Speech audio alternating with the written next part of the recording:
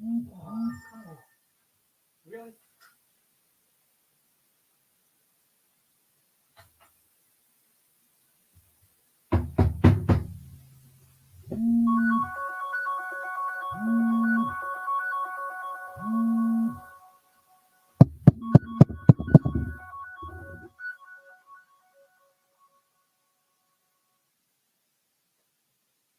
I lost my sound. I don't know what the hell happened to it.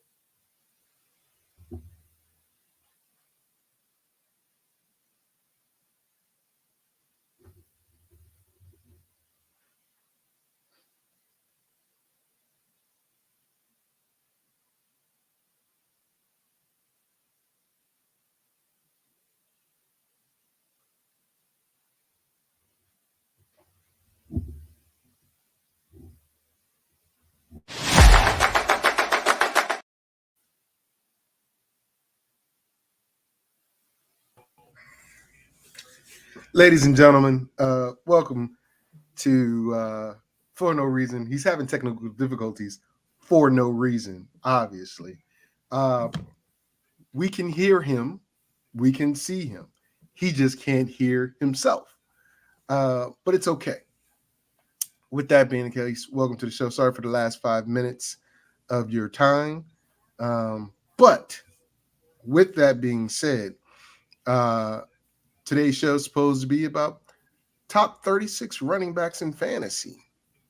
Now, I don't think there's going to be any surprise at number one. Again, if JT was wrong last year about CMC, he's going to regress. He's not going to be the number one running back. Draft him if you want to. I think he has the same feeling this year, but I believe CMC is going to be his number one. I am interested in knowing the 36 because that means 4 of them aren't starters in the NFL. They're backups. Now, and that doesn't mean all 32 starters are listed.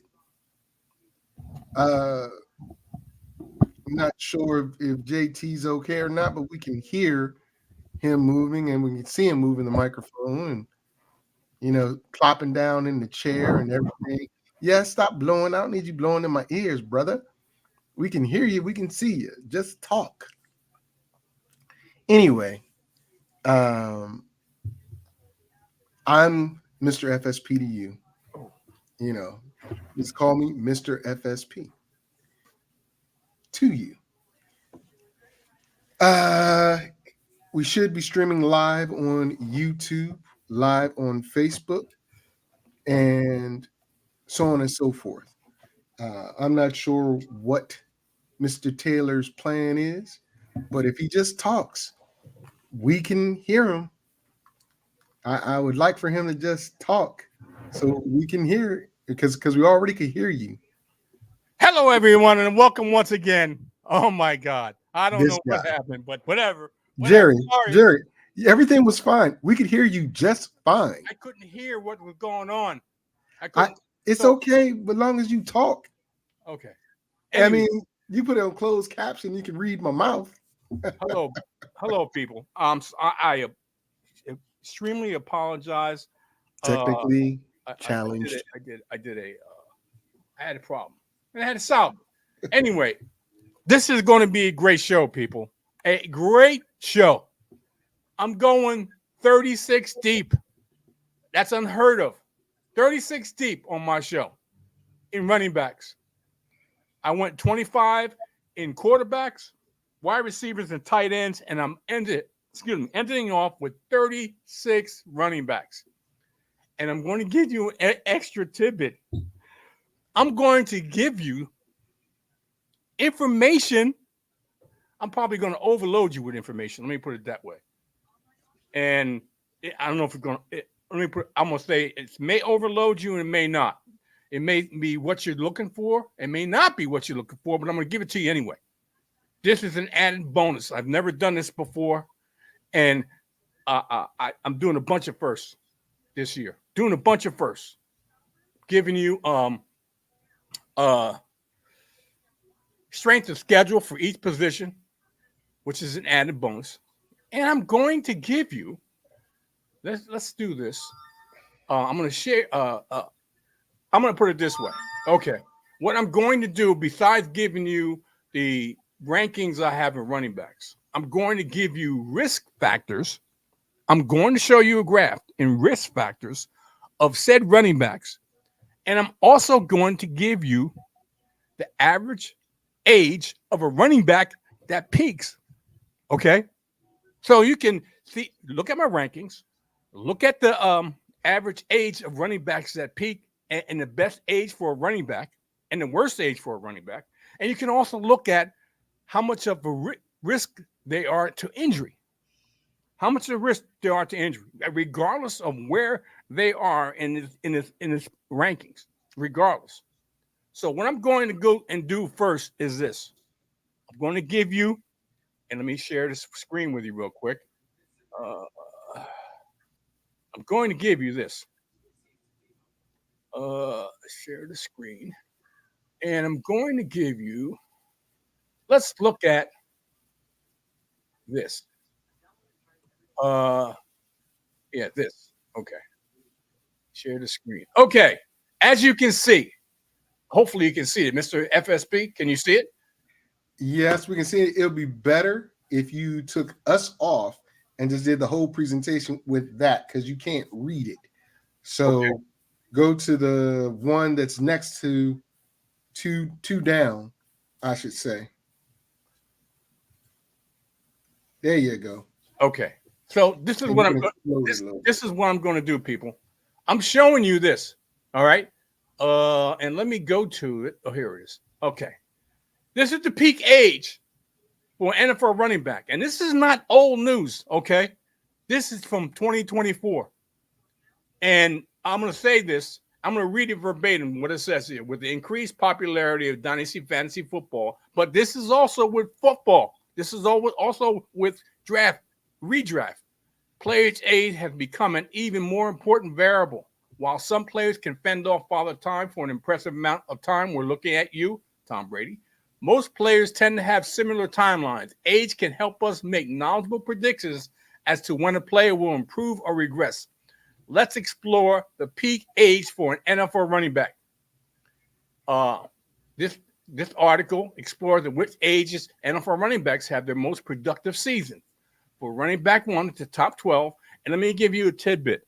I think it's on, and I don't have the graph. I don't have the info. I do know this information. For the last at least the last 10 seasons, the running back that was ranked number one doesn't end up being the number one running back. It only happened once, I think, if I'm not mistaken. The one who was ranked one in the last 10 years became the number one running back. So wasn't Christian last year's number one and finished number one? And the year before that? He didn't finish the year before that with number one. Oh, okay. Wasn't Austin Eckler before that? Nah, man. It was like King Henry. Okay. No, you're right. You're right. Austin Eckler. Austin Eckler. And King Henry before that. Yes. Yeah, you're right on that. Okay. So running back production, shockingly high, 91% of peak seasons are from players between the ages. Now check this, between 21 and 28.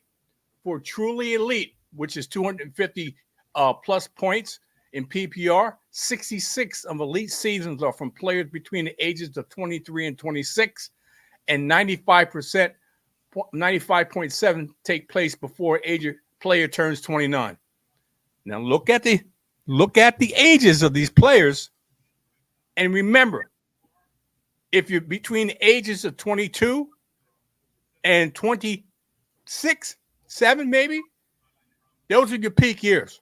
Players falling outside of that, meaning 28, 29 and over, they're not their peak seasons. Okay, you can see LaDainian Tomlinson at 27 in 2006, CMC in 2019.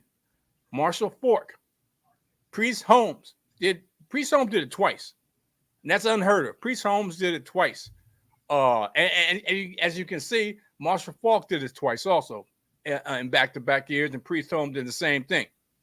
But most of these players, the majority of these players, are their peak seasons were at 22, or the oldest was 30, which was Priest Holmes. Okay, the youngest player to accomplish a peak season was Clinton Portis, Saquon Barkley, and Maurice Jones-Drew, Ezekiel Elliott, Reggie Bush, and Jonathan Taylor at 21. This season, Bijan Robinson and Jahmyr Gibbs joined the list. The oldest players to accomplish the feat were Ricky Williams, Fred Jackson, and D'Angelo Williams. The peak is from ages 22 to 28. That's exactly what I've been telling you.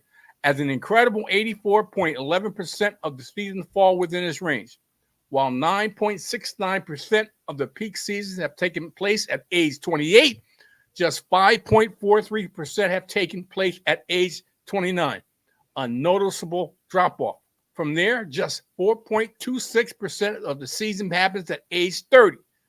Derrick Henry, can you hear me? Father Time has a big impact, as no running back since 2000 has scored at least 230 PPR fantasy points at the age of 33 or older. The age of distribution of running backs confirms our previous studies that wide receiver has a longer career than running backs. Okay? So the bottom line is this, people. The bottom line, and I'm showing you this information because I want you to get this information. Okay? Is that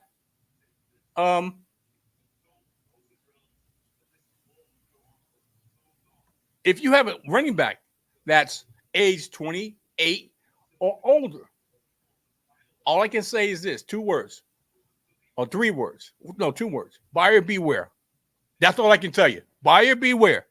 Just understand that. And when I give you this next graphic, you'll see what I'm talking about. Let me get here. And then we're going to get to the average, and we'll do this. Yeah. The average, can you see that? Yes, we can see it, guy. Okay. All right. As you can see, I you know what? I don't even know if I need to show you this. I'm going to just go a little further. As you can see, Christian McCaffrey, okay, Bijan Robinson, Breece Hall. Quite naturally, there's a risk in running backs because they take so many hits, and it's a big time collision every time. Most of the time they take a hit. Okay, I'm gonna go a little bit more in depth with the top 10, 12 players. Okay, in CMC. Okay, this is his injuries. Okay, and we see the last one will sit out the preseason, which he has, but he's had a chest, a shoulder, a calf, two hamstrings, and a foot. And he is a high probability of injury. You don't want to see that. You don't want to see that either. Okay, what would I do with it? I don't know, but I can't help you if I don't know where you're going with this stuff. That's all right. Bijan Robinson and Breece Hall, 41.8%, 41.9 and 48. I'm going to give you the high risk, okay? Jahmyr Gibbs, okay? The proof is in the pudding, people. He has a higher risk. He set out the rest of the season, preseason, because of injury. He has a high risk the way he runs. Let's look at Jonathan Taylor, okay? As you can see, he's had hand, knee, foot, and hamstring, okay? He's a high risk, people. He's a high risk, but he's Jonathan Taylor, and you know there's going to be some people jumping on the train to grab Jonathan Taylor. You have some high caliber running backs here, Travis Etienne. You have Derrick Henry, who happens to be a low risk, but remember I told you about age of a running back, Devon A. Chain, and Look down the line, going to Isaiah Pacheco at 90%. You believe it or not? Okay. We're going to go down a little further. I'm showing you a little bit. I'm showing you as much as I can show you, people, because I want you to get as much information that you possibly can want in thinking about getting certain running backs. Okay. You see, as you get to Antonio Gibson, as you get to Nick Chubb, quite naturally, Zach Moss, who I'm not a big fan of, there's a lot of running backs lower on the totem pole as we speak here, lower on the totem pole that have very low risk. Okay. Very low risk. Okay.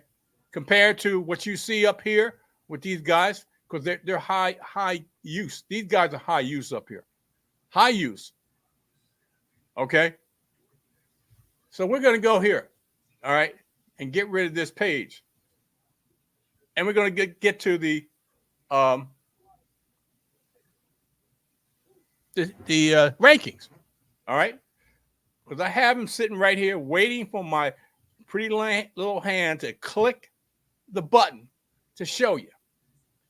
And like I said, I'm going to go down to 36, absolutely 36. And I got head shaking and like, what? Why are you going so low? Well, let me put it this way, people. There's gold to be found in the lower rounds. You like that, right? There's gold to be found in the later rounds. And you know that. There's always a running back that comes out of nowhere that doesn't get drafted in the top 24. I'm going to 36. I can see a list of players that below 36 that are going to be championship type of backs. But they're in the lower rounds. And you may straight gold, you may not. If you have a feeling, I'll tell you, go with your gut. And, I can give you all the numbers, but you still have to process it and have a feeling in your gut of who you like and who you don't like. So let's go to the number 36. Here we go. At number 36. And I know I'm not a homer.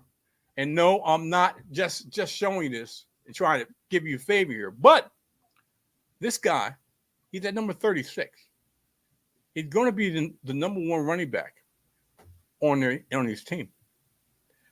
He had over 1,000 yards last year. Over 1,000 yards he had over last year.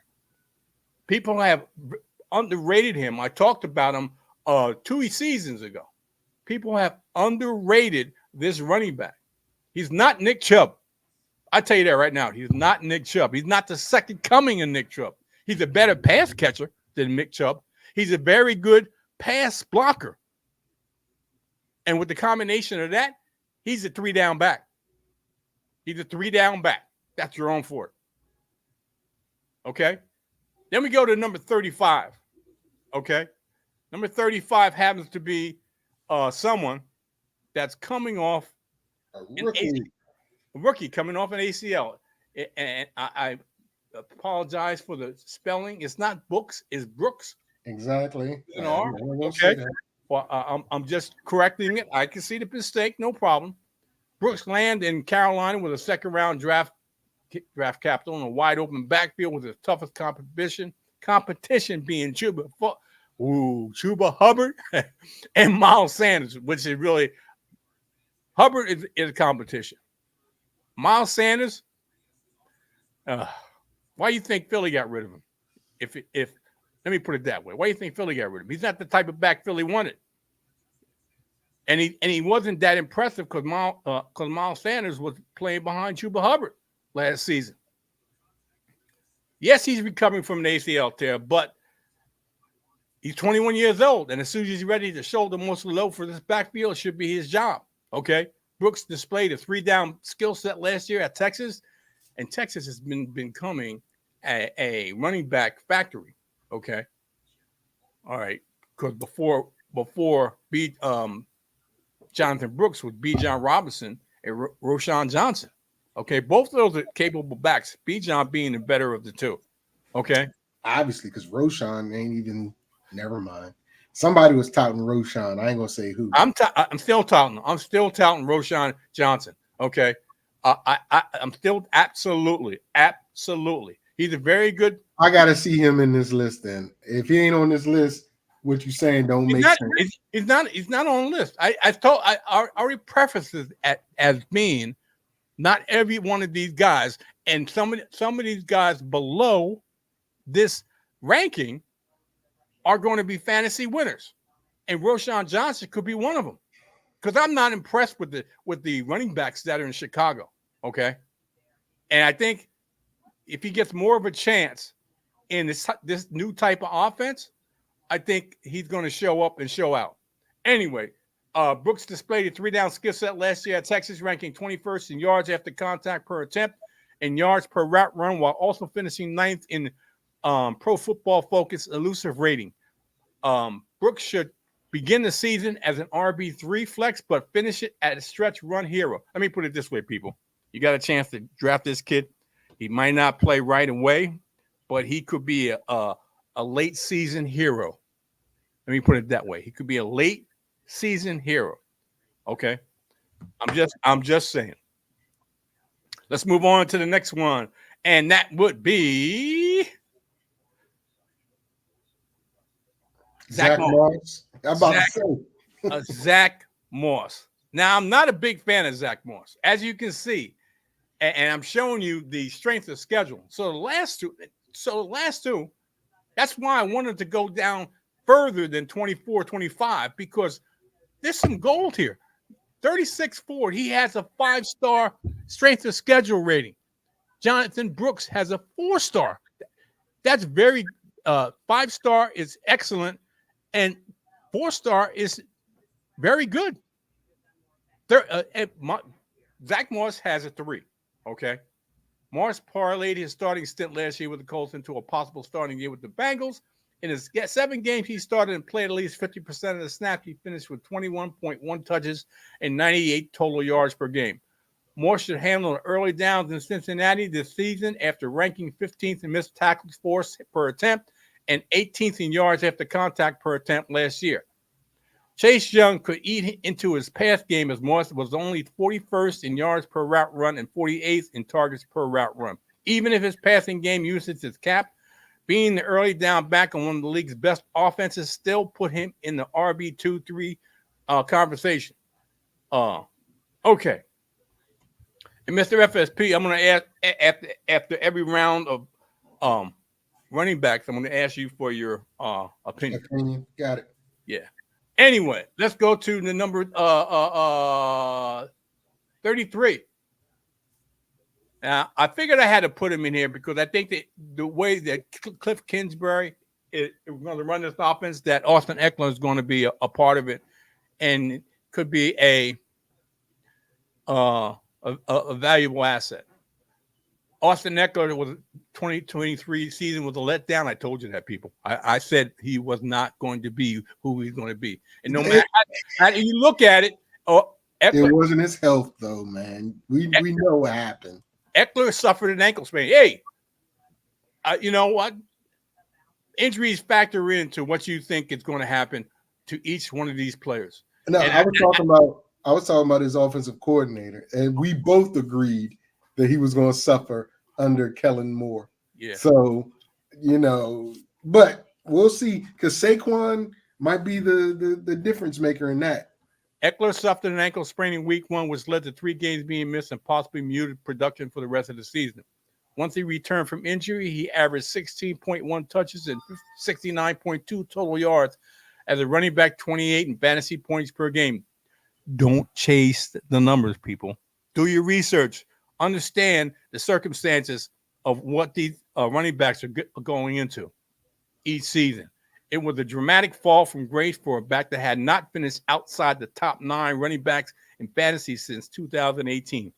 Eckler retained some of his pass game prowess as he ranked 8th in target share and 19th in yards per route run, but his rushing skills fell apart. Well, he was never a huge running guy anyway. What he got was a lot of PPR points, points per reception.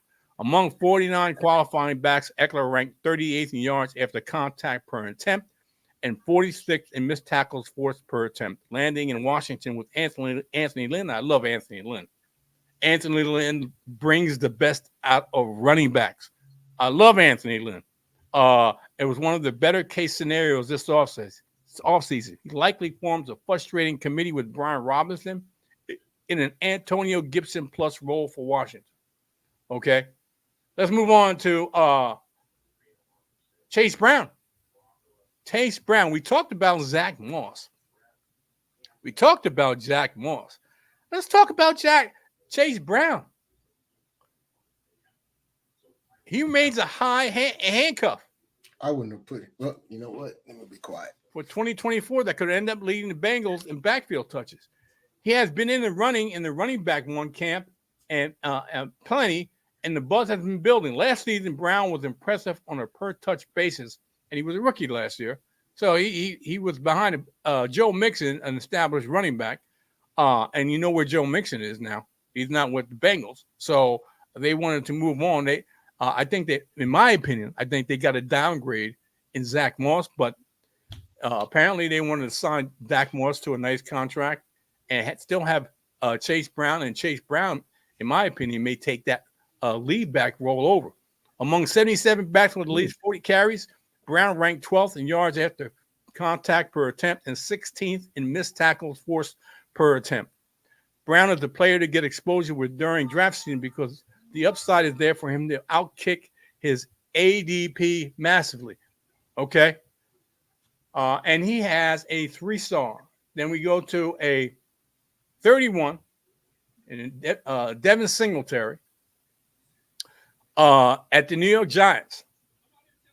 And Singletary steps in as the Giants' new lead back with some big shoes to fill because Saquon Barkley is with their division rival, the Philadelphia Eagles.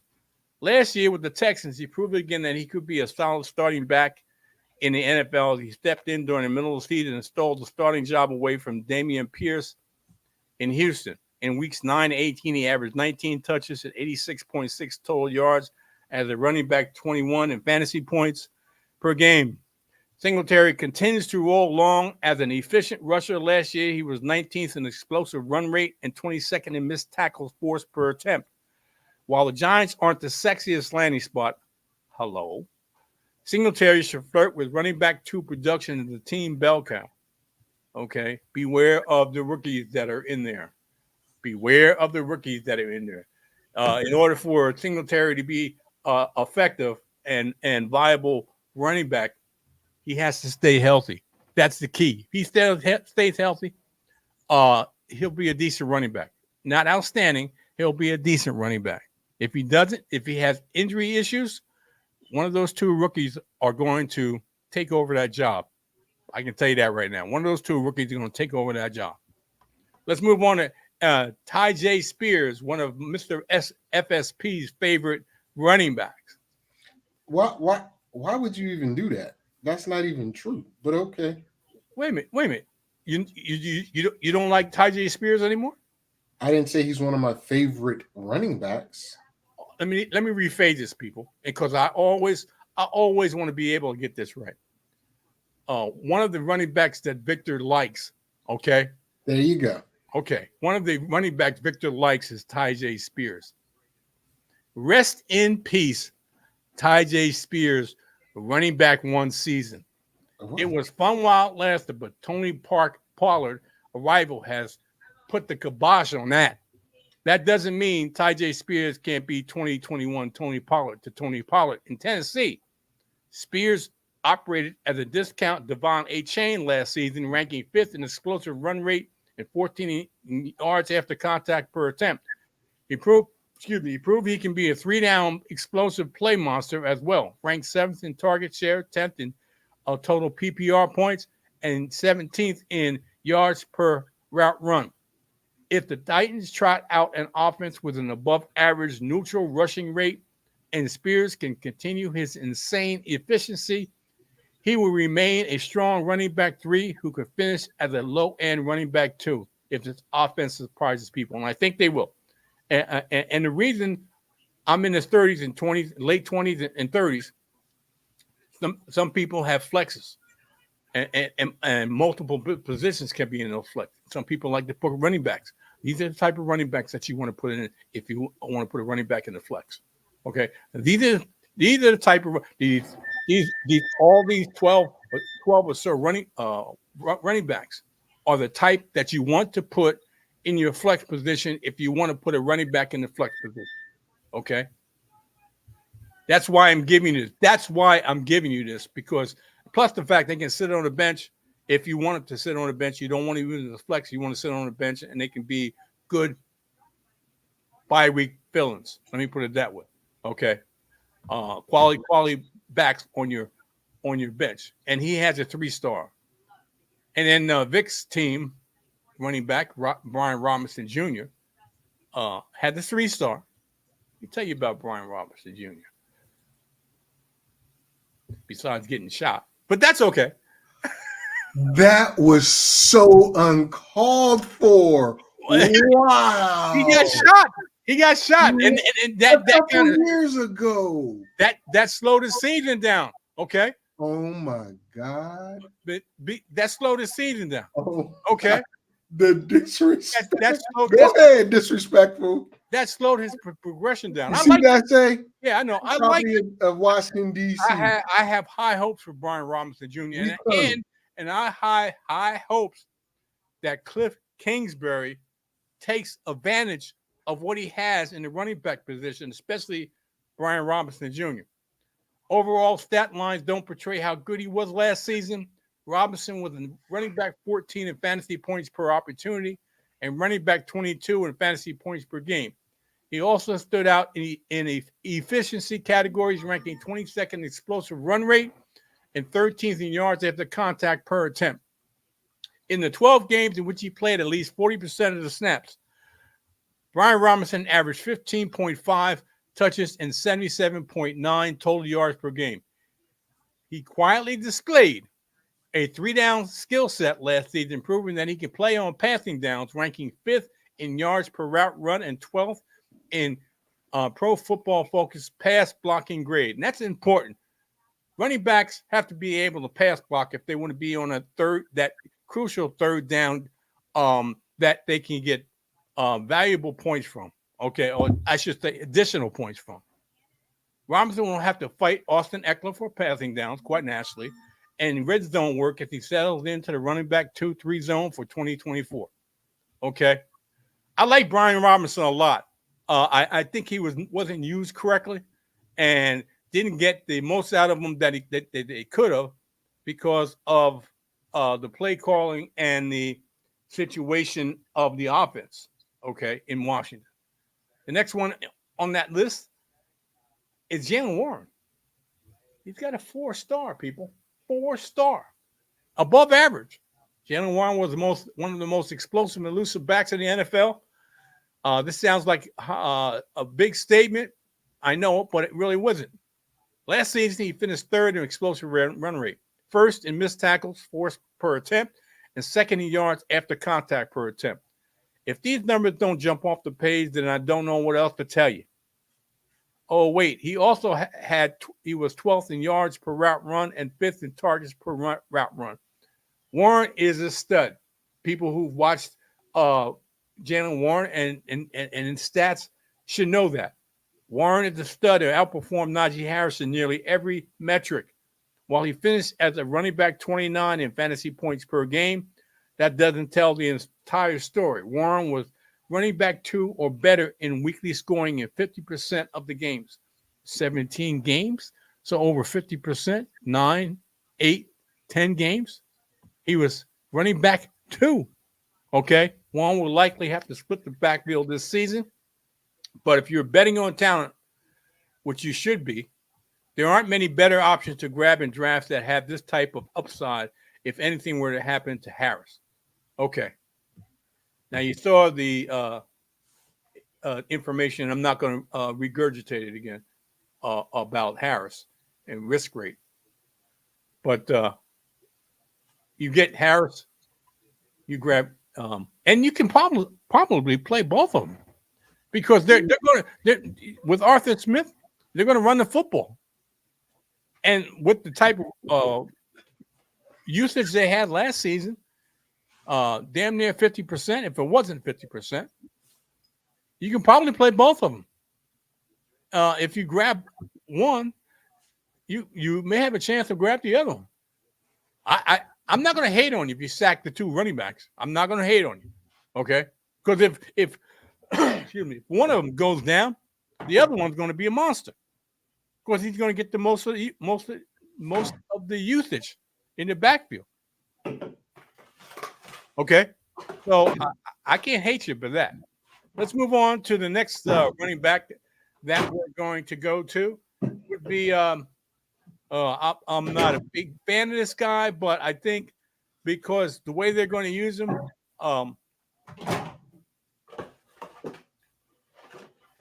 I think that he'll get 50% of the share. I think they're going to use him just like the Pittsburgh uses their running back by committee.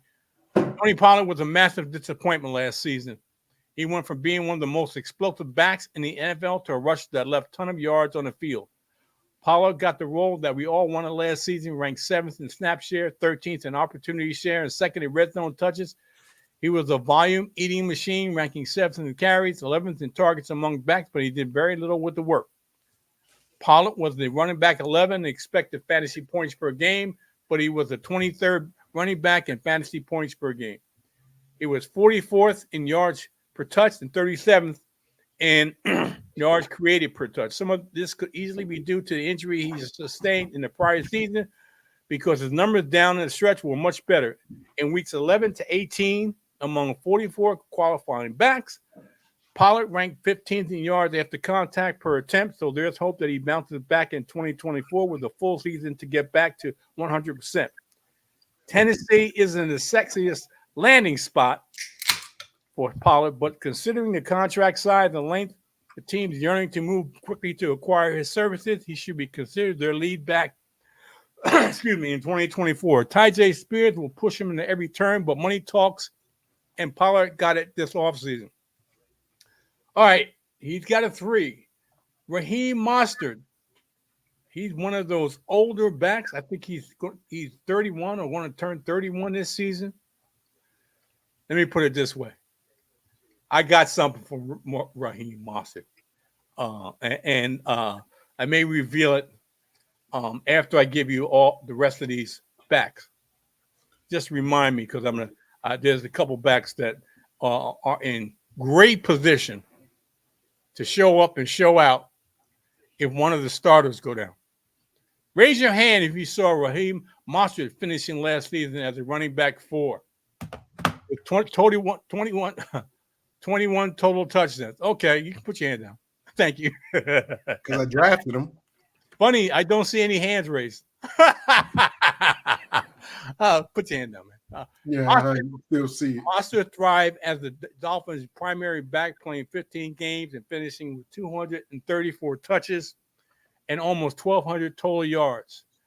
Yes, touchdown opportunities pop up. I mean, yes, he played an explosive offense with plenty of touchdown opportunities, propping up with his fantasy value. But he also was stellar on per-touch basis. Raheem Mostert finished 17th in yards per touch, 6th in explosive run rate, and 11th in missed tackles forced per attempt. We'll see if he can hold off Devon Chain for another season as Miami's workhorse, but he should still be a consistent contributor with running back 1 upside. I got Raheem Mostert down here for a reason. I don't think he's going to last the season. One of these two Miami running backs are not going to play 17 games. Okay, they're going to miss at least maybe half a dozen games. That's when I'm predicting that one of these running backs. And it's higher risk for Raheem Mostert because of his age. It's higher risk. Okay? A lot of tread on the tire. All right, let's move on to another player that has had injury issues, but toward the later part of the season came alive. That's Javonte Williams. Beginning of the season looked like a shell of himself. in the first season. Yes, I know this was the first season coming off a devastating knee injury, but it still wasn't pretty. Volume wasn't an issue for the running back 31 last season as he rolled up 264 touches. But his efficiency numbers were scary. Among 49 qualifying backs last season, he ranked 41st. That's horrible. In missed tackles, forced per attempt, and 33rd in yards after contact. That's still bad. Williams also was 55th in fantasy points per opportunity and 53rd in yards per touch. Horrible. And that offense in Denver was horrible. Could he bounce back in 2024 and look more like the eventual stud we saw in 2021 and 2022?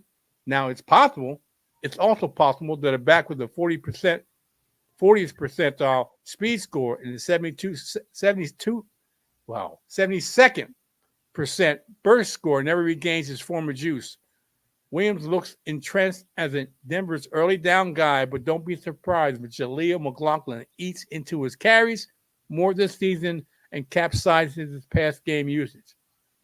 Williams is an RB2, RB3. Okay? So, Mr. FSP, that was the first set of running backs. What's your thoughts? Hey, Okay. do me a favor. So, I'm gonna do what you did. I'm just gonna keep drinking. And you know what I was going to say. Drinking. You know what I was going to say. Oh, that's why I did it. That's exactly why I did it. That's exactly why I did it. No problem. Go ahead, man. Go ahead. Go ahead.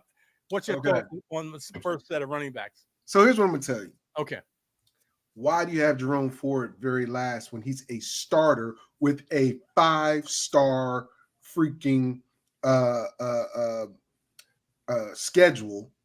Even though you said 5 stars was the best thing, Yep. But he has a tough. Cleveland has one of the toughest schedules in the NFL next to the Steelers. But for a running back, he's there. You have him behind Brooks, yep, or in your case, Brooks, who might not even start on a terrible Carolina team. Zach Moss, who has a 3-star, and we agree that Brown may or may not take a little bit of time from him. Behind Eckler, who I love, and believe it or not, Washington showcased how they're going to use Robinson and Eckler together during drives, and it's going to be a monster combination. That's a thunder and lightning combination right there. Behind Singletary, Tajay, maybe. Jalen Warren, only because we know Arthur Smith loves to run the ball. I can see you having him above Ford. And Mostert this far down. Yep. So, I would put Ford at least in front of, and I wouldn't have Williams that high. I would probably have Williams where you have Brown, only because we don't know how he's going to be used, because he's not an Alvin Kamara type back. He's not. He's not the catch, make a move or two, and he's gone. He's a shifty running back with a little power. He's not a receiving threat. And you got a rookie quarterback starting. So I don't know about that. But Jerome Ford should be, in my opinion, he and Mostert should be a lot higher than when you have him. And I understand your trepidation with Pollard and Spears, because you got Mr. Levitz there, but they're going to a more pass-heavy offense, and they're going to be receiving the ball a lot out of the backfield, a lot. And Levitz already said during the interview he loves throwing the ball to Hopkins and Ridley, but the persons that are going to suffer is Okawanu. I can't pronounce the tight end's last name. The tight end, yes. I understand that. But he's going to be doing a lot of screens and dumping that ball down off to those backs. So let me just that's what I got. People, let me just say this, okay? Okay. I got no problem with moving players around. This is where I have them. The question I have is how good they They started off with one of the better offensive lines. The injuries got the best of them. I'm talking about the Cleveland Browns. I got to see what's with that offensive line. If it comes back to early season form, or is he going to stay at where it was at the late part of the season? That's why I have Jerome Ford down there. I love Jerome Ford. I mean, you should know that because I've talked about Jerome Ford ever since he got drafted. Yeah. Anyway, that's what that. Go ahead. Yeah. So I'm not. My point is this: I'm not showing any kind of bias. This is where I see him. Okay, this is where I see him. Now I could be wrong. It's not the first or last time. I could be pretty right. But my point is this: regardless of what these guys are ranked, I think these guys are solid, if not better, flex options. Solid, if not better, if you want to put him in your flex as your running back, flex options.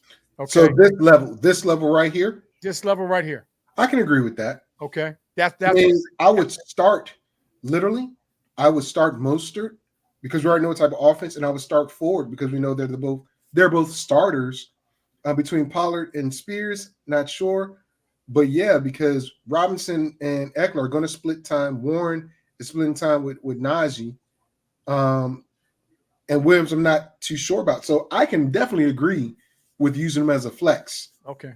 Yes. So let's go into the top 24. Top 24. And let's show this one, okay? And I know Mr. FSP doesn't think too much of one of my running backs in here because I have him on my starting roster, but that's okay. I understand, but I see huge things happening in here. Huge things happening with players in here. These players right here, I wouldn't say all of them, but these type of players. My dude should not be number 11. That's all I'm gonna say. But go ahead. These players jumping down here can be running backs within the top 10. Can be running backs within the top 10. Okay. There may be some certain factors, age, risk factor, offense that they're in, the usage, that puts them where I have them right now.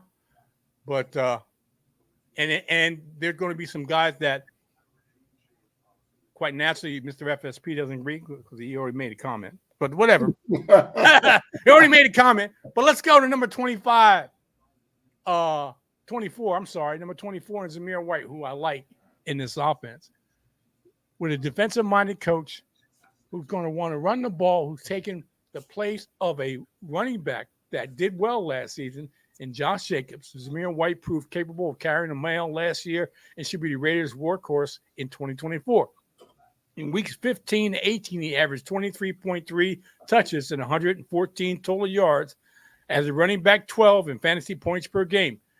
During this cup of coffee, as a team starter among 41 qualifying backs, he ranked 13th in explosive run rate, 6th in yards after contact per attempt, and 17th in success rate. With Jacobs heading to Cheesetown, White should be a volume-driven RB2 with upside for more in 2024. Okay? With a 3 rating.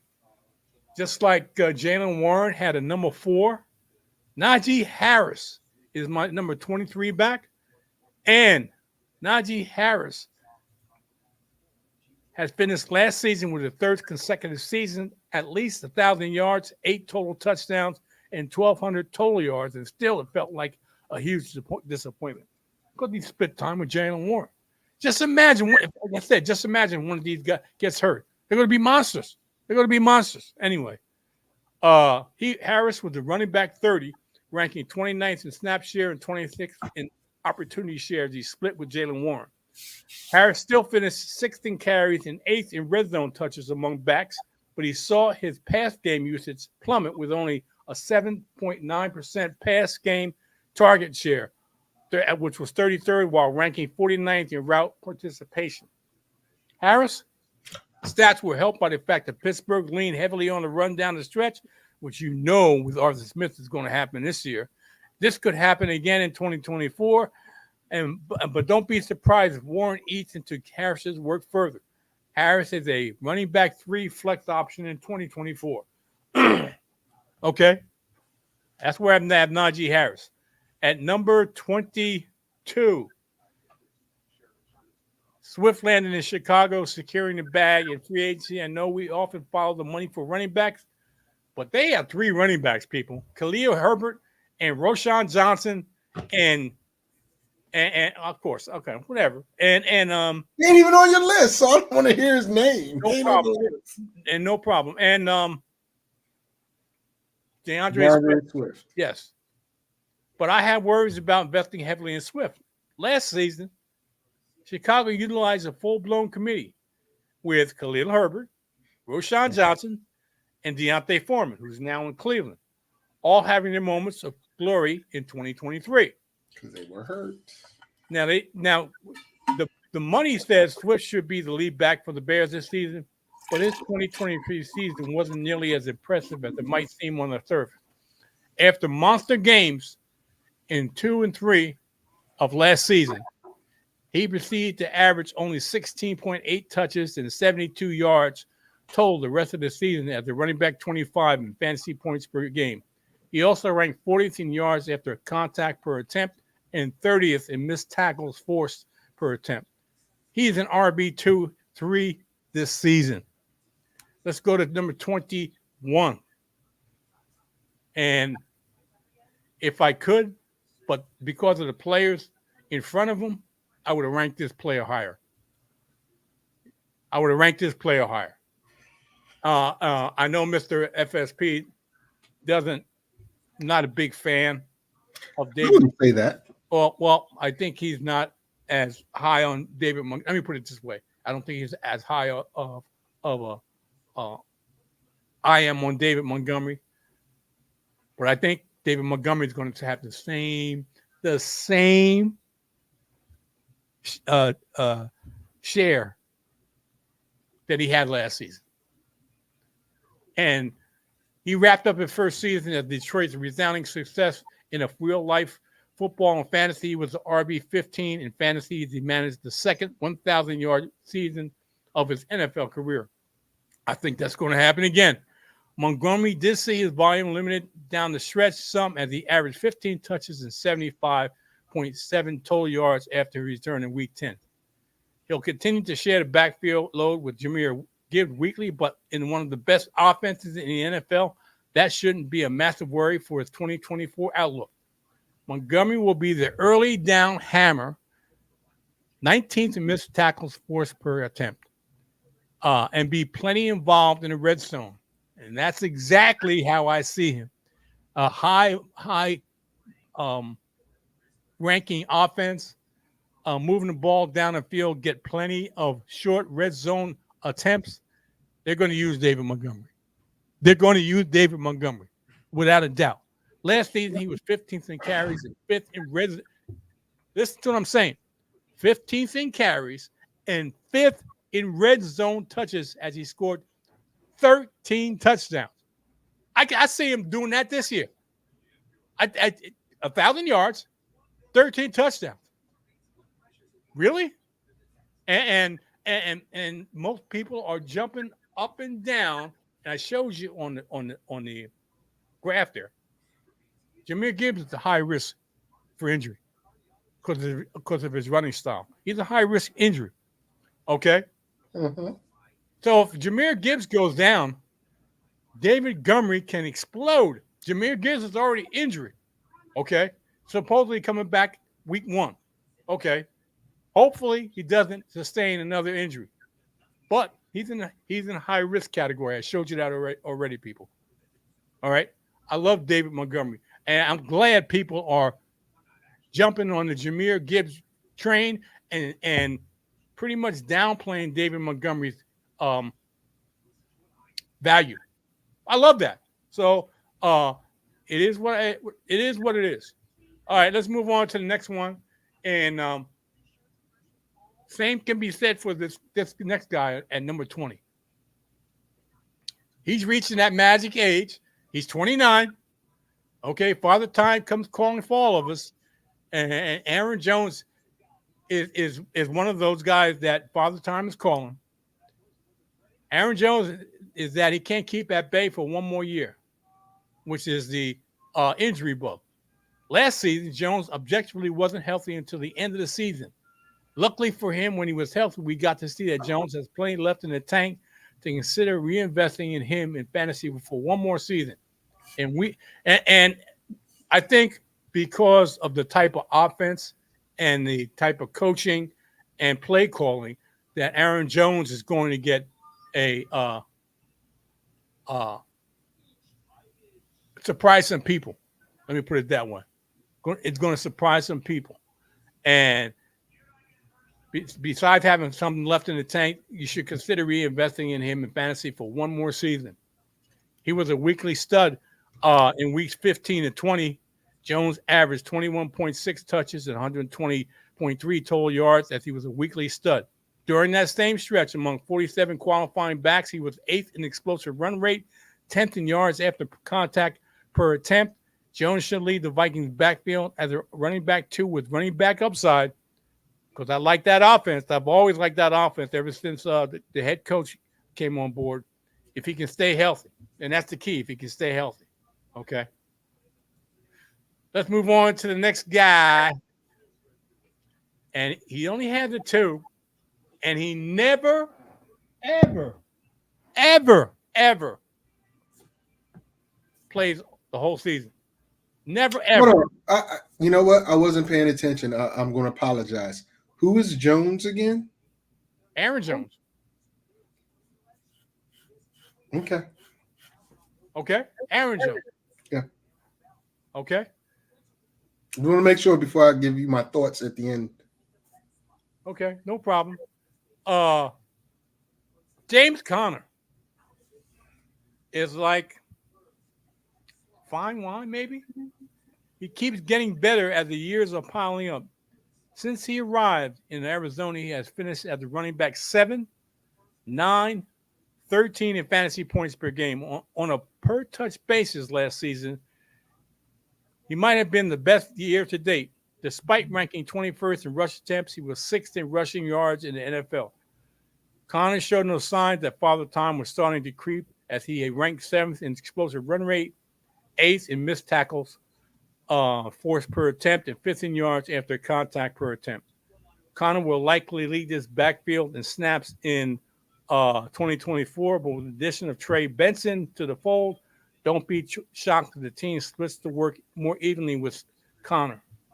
I'm looking at Conner last season, and he missed, as he usually does, he missed 4 games in the middle part of the season, from week 6 to week 9, 4 games.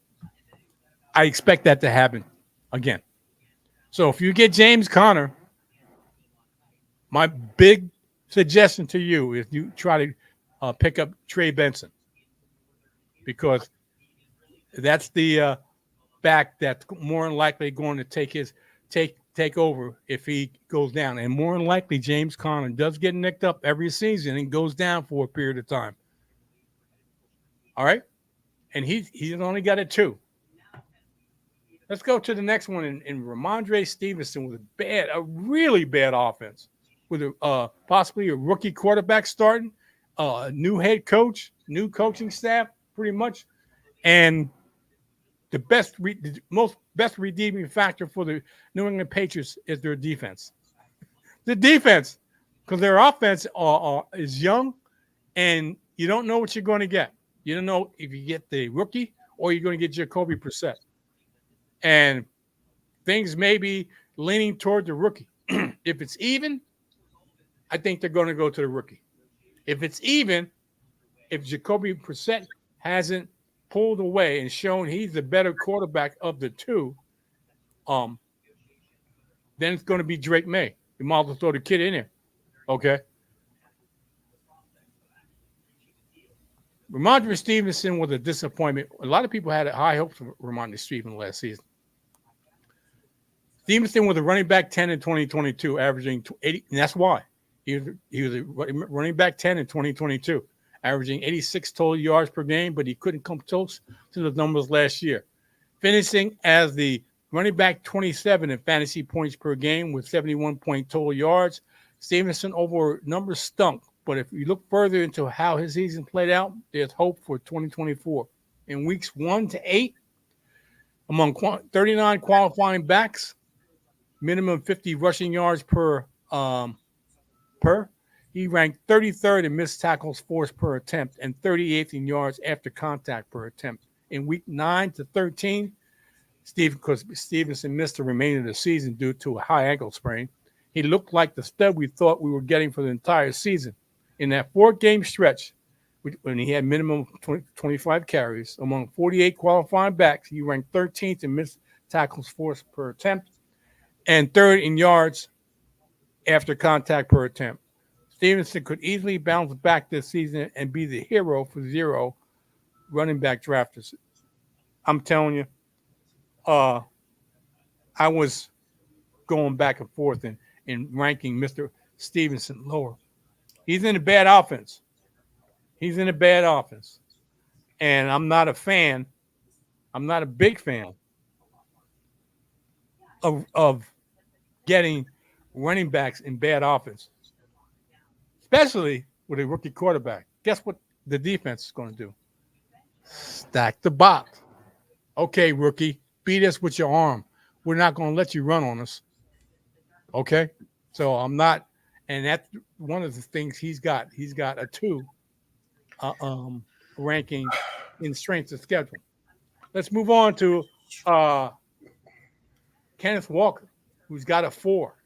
And I've never been high on Kenneth Walker, but I'm high on him now. This offense, this is one of these offenses. This is people.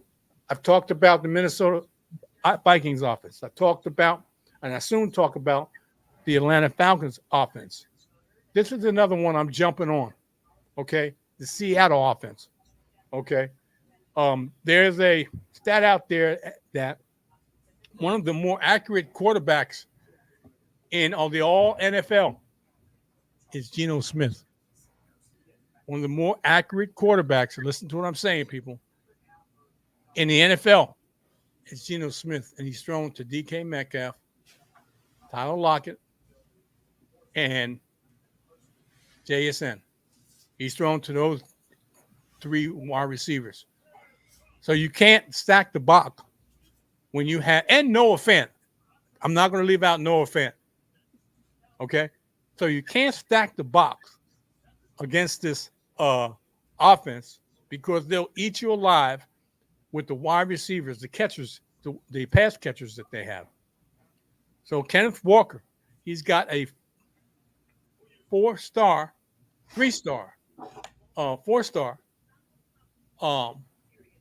strength of schedule season. And I think that he's going to warrant that 4-star. All right? Let me put it that way. Let's move on to Joe Mixon, who I'm not a big fan of. And Mixon is turning 28. He's in a high-powered offense. I understand that. Okay? Joe Mixon and Rashad Wright were Spider-Man gifts last season. Both were exceptionally inefficient runners who survived on volume and passing game work. Mixon was an RB 11 last season, ranking 8th in snap share, 3rd in opportunity share, and 7th in weighted opportunities. He was a whopping 5th in carries and 13th in targets as Cincinnati worked in Chase Brown only sparingly. He has the opportunity to get the same workload in Houston with only Damian Pierce, Jerry Ogunbowale, Jamar Jordan, and J.J. Taylor behind Mixon. He should be the unquestioned bell cow for the Texans. Mixon's per-touch efficiency was horrendous. He was 36 in yards per touch, 35th in yards created per touch, and 41st in breakaway run rate. That didn't stop him from being an RB1 last year, and it likely won't this season. Okay? I have him at number 16 let's go on to Josh Jacobs with the Green Bay Packers. One of the only running backs that has one of the worst strength of schedules in fantasy. One of the worst schedules in fantasy.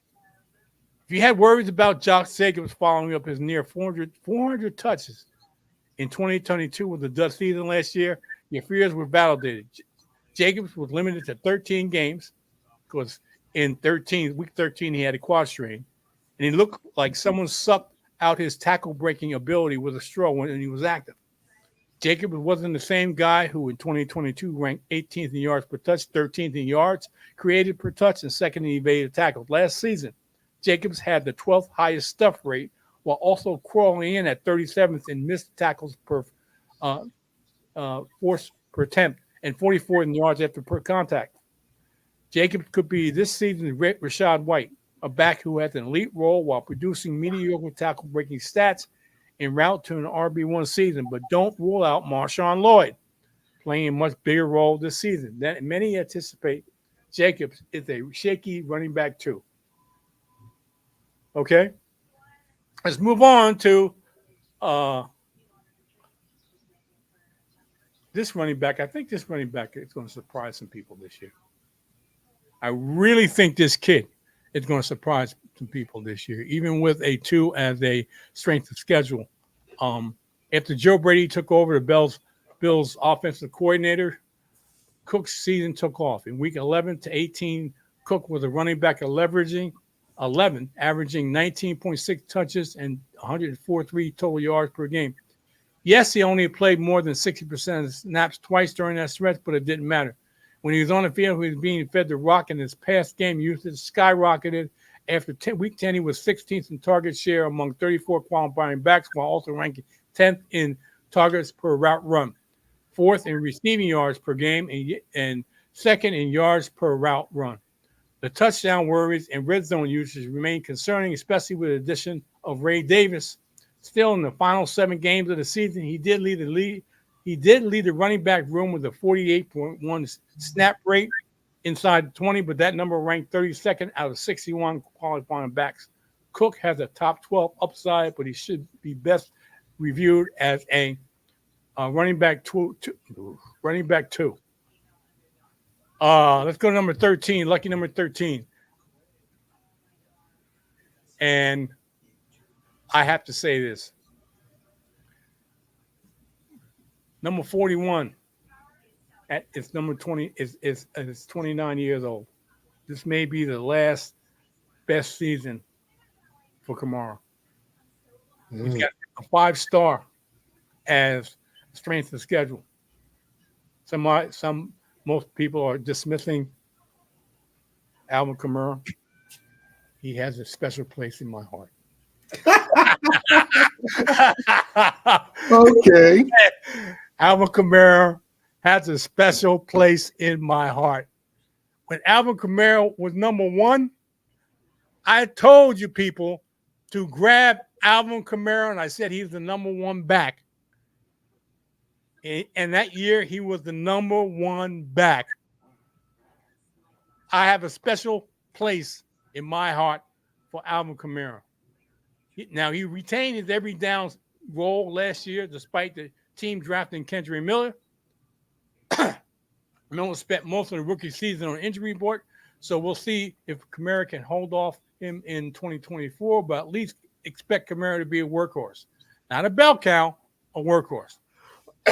Last year, Kamara was 10th in opportunity share, 8th in weighted opportunities, and 9th in red zone touches, while Kamara's rushing prowess took another massive hit. He was 40th out of 49 qualifying backs and missed tackles for force per attempt per fantasy points data. His receiving chops remain strong. Derek Carr liked dumping off the ball to Alvin Kamara. Last year, out of 60 qualifying backs, he ranked first in target share, 18.1, and 6th in yards per route run. Kamara might not have the same bounce in his steps as he did during the Drew Brees era, but his pass game and high leverage usage in 2024 should keep him firmly planted as a top 24 running back in the rankings, I have a special place in my heart for Alvin Kamara. I have a special place in my We heart. know. I We have know. a special place in my heart for number 12. A lot of people last season in one particular league couldn't stand Rashad White. I kept I offered to Rashad White. Okay, I know what people want to say. Well, if you loved him so much, why were you trying to trade him? I loved Rashad White. You got to give to get. So I loved Rashad White last season. Someone finally jumped on board and realized Rashad White was just like Alvin Kamara last year. Not efficient in the run game, but his pass game was, and if you're in a points per reception, was like, come on, man. It only makes sense. And that's why I have Rashad White up here. Okay? Let me tell you about Rashad White. He was Leonard Fournette 2.0 for Tampa last season. And the inefficient rusher whose pass game role and every down snap share vaulted him to the running back 1 land. Last year, White was the running back 10 in fantasy, ranking 4th in snap share, 7th in opportunity share, and 4th in weighted opportunities. He also ranked top 10 in carries, which was 2nd, targets, which was 9th, and red zone touches, which was also 9th. White didn't do nearly as much with that volume as we had hoped. Among 49 qualifying backs, White ranked 42nd in missed tackles forced per attempt, 40th in explosive running rate, and 45th in yards after contact per attempt. While he was 8th in overall target volume among running backs, he was only 43rd in targets per route run and 18th in yards per route run. White could easily roll back into 2024 as the Bucs do it all back. But don't be surprised that Bucky Irvin helps him shoulder the load. Bucky Irvin is a very good pass-catching back. Quite naturally, when most of these backs, including the number 1 back that I have here, he's going to be spelled at times, and Bucky Irvin, quite naturally, will pick up the slack. But I expect same quarterback, basically the same offense. Baker Mayfield likes dumping off a lot, getting rid of the ball a lot to Rashad White. I picked that up right away. Tried to tell people, didn't want to listen, but that's okay. That's all right. I'll do it again. People are going to more than likely disregard Rashad White again, and I'll pick him up, rub my hands together with a smile, and have a place in my heart for Rashad White, right next to Alvin Kamara. Okay. Okay, let's go to, and let me put it this way, people. I have him top 10. He's got a 3-star as strength of schedule. This guy is one of my highest risks in the top 10. He's one of my highest risk in the top 10. He ain't even in the top 10, but okay. On your board, he ain't in the top 10. In my top 10, he is the highest risk. He missed 4 games last season. He missed 5 games last season. I'm sorry. He missed 5 games last season. From week 6 to week 9. And then week 12, he missed a game. 5 games. That's a lot for a running back. Missing 5 games out of 17. Come on, man. He racked up 190.7 fantasy points. Okay. And I had a total of 11 touchdowns. Okay. But I'm going to tell you this, people. He's my high risk. And if he gets hurt, if one of these backs get hurt, and now I'll bring this guy out. If one of these backs get hurt, they have a monster in the waiting. They have a monster in the waiting. I think he was the 2nd or 3rd ranked running back coming out of out of the draft, if I'm not mistaken. Jalen Wright, 5'10", 5'11". 5'10", 5'11". What? How you gonna go to 10 when you haven't even done 11? You didn't even talk about the king. Okay, thank you. I'll go. We ain't the king anymore, but okay. Hey, you gonna get me hated. You Okay. about to get me hated up in this piece. Okay. All hail the king. Okay, all you had to do is tell me. You ain't got to go any further. All you had to do is tell me. I did. Okay. But then you had to say he ain't the king, you know. Like the king now. Well, I got something for Mr. Henry because he's a high risk too. So I got something for Mr. Henry. Anyway, I'll do number 10. I missed number 11. I'll go back. I apologize. But we'll go back. Jan Wright is going to be a monster. 5'11", 212, 215, somewhere around there.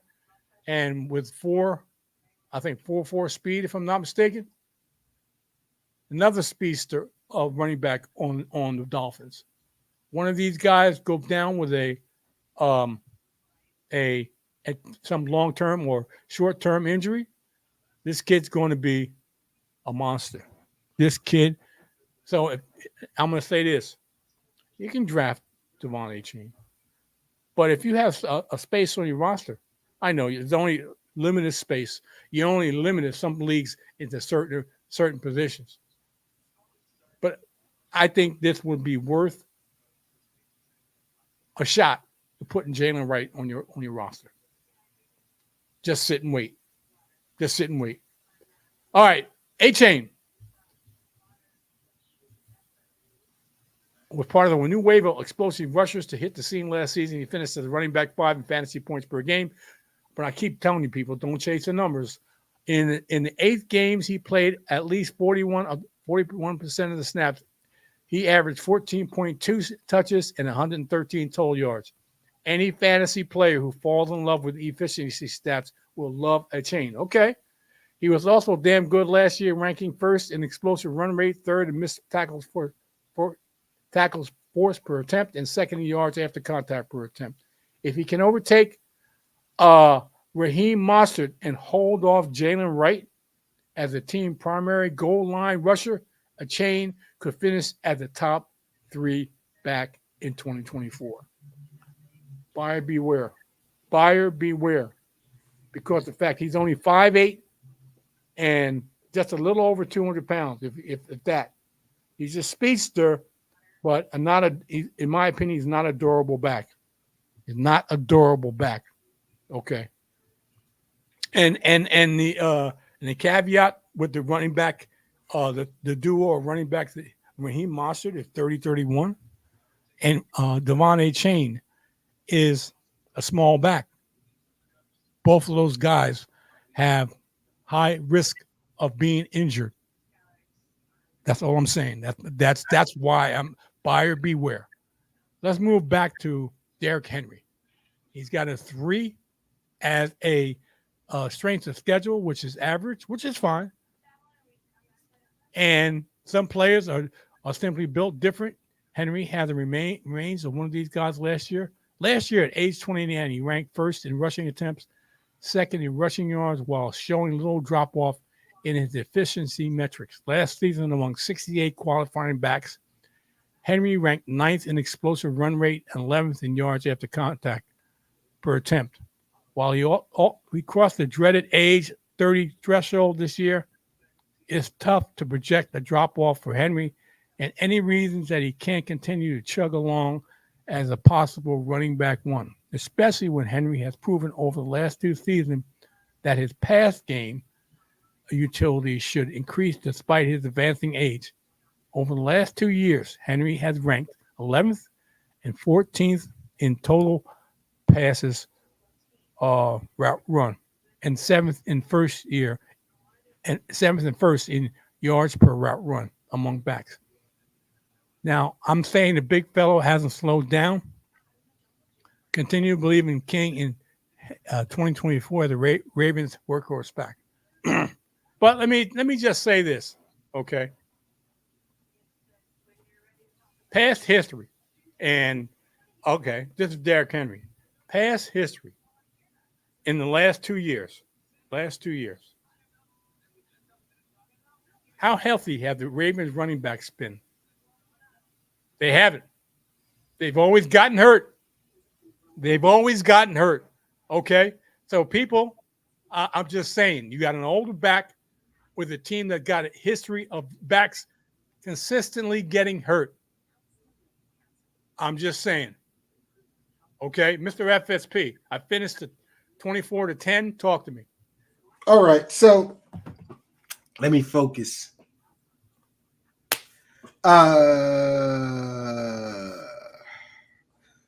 Where should I start?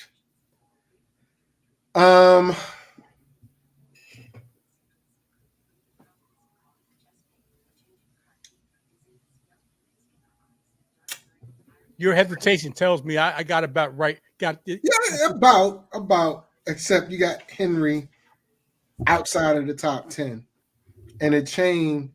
If you're gonna have Mostert at 28, 29, a chain can't be 19 spaces ahead of him. But it's your rankings. With that being said, I can't complain about this, except I would put Alvin ahead of Rashad White. That's about it. Okay. That's about it because, and I got to tell you about the 2 drafts I had yesterday. I had 3 of them actually. Okay. Well, let's. But that it pertains to this, but I'm not going to go over it now. But yeah. Okay. So let's move on to the coveted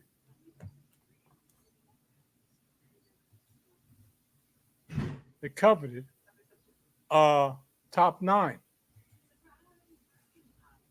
At number 9, I have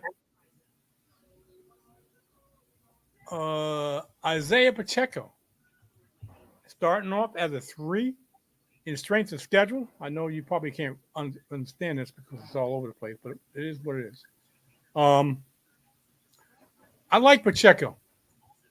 I think he's going to be underrated this year. I think I have him at 9 with a strong possibility that he'll be within the top 5.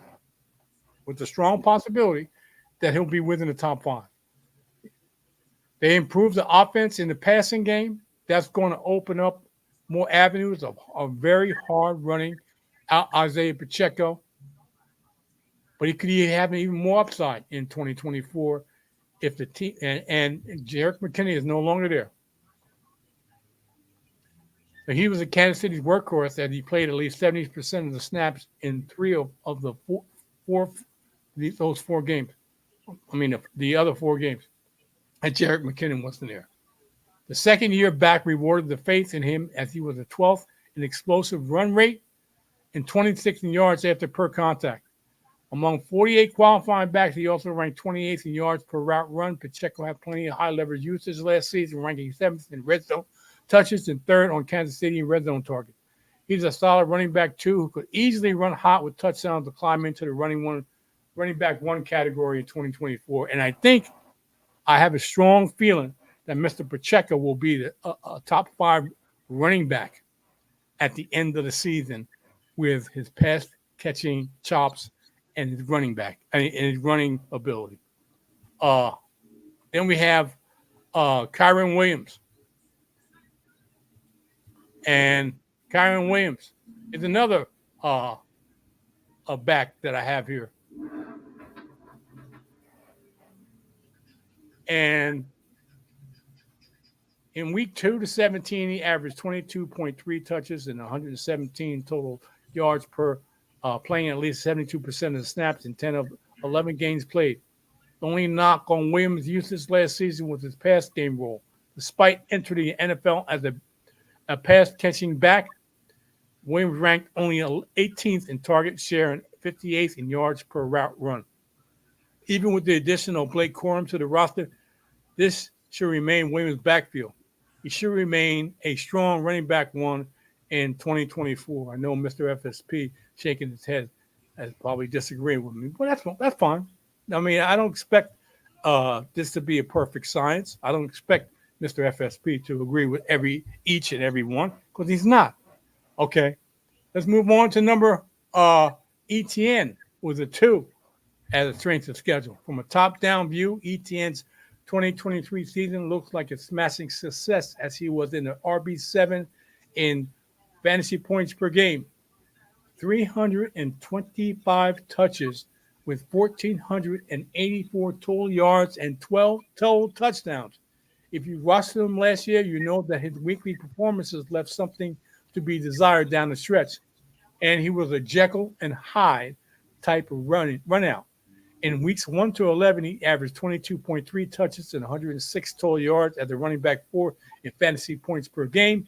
After week 9, he saw a big dip in his production as he averaged 16.3 touches and 70.5 total yards for the rest of the season as the running back 22 in fantasy points per game. Let me just see this. Okay. Anyway,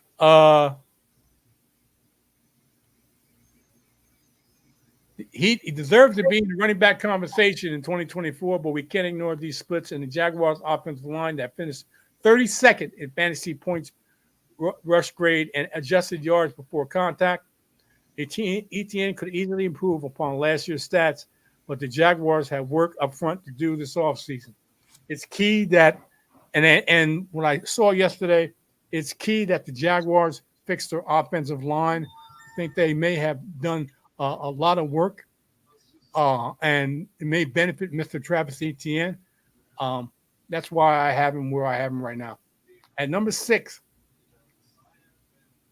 going to a new team, new offense with a 4-star rating, Saquon Barkley. The Philly front office has officially gaslight the entire Giants fans base. Barkley move to the Eagles might be met with some blowback because people are worried about the touchdown equity with Jalen Hurts. Barkley and DeAndre Swift are not close to being in the same talent area code.